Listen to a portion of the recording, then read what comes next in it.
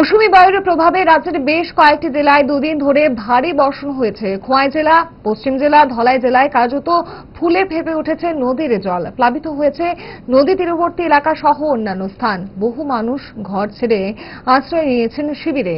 ভারী বর্ষার প্রভাবে সবজি ক্ষেত সহ জমি কার্যত ধ্বংসস্তূপে পরিণত হয়েছে। ক্ষেতে থাকা ফসল নষ্ট হয়েছে, জল পলি জমে নষ্ট হয়েছে চারাতলা।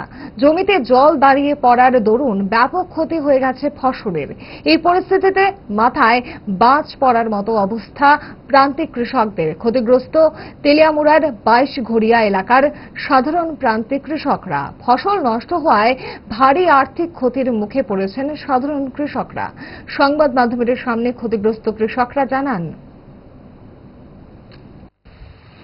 কৃষকরা আছে এদিকে জল উঠে বুলডার বানাইতেছে, বুলডার মানে ফালা নিয়েছে না সব, মানে আমরা ক্ষেত মানে ক্ষতি হয়েছে বেশি। কতজন কৃষক আছে এদিকে? এন প্রায় 50 জন হইব এই জায়গার মধ্যে। সবাই সবাই ক্ষতি হয়েছে, মোটামুটি ভালো ক্ষতি হয়েছে। কিরকম হইব অনুমান?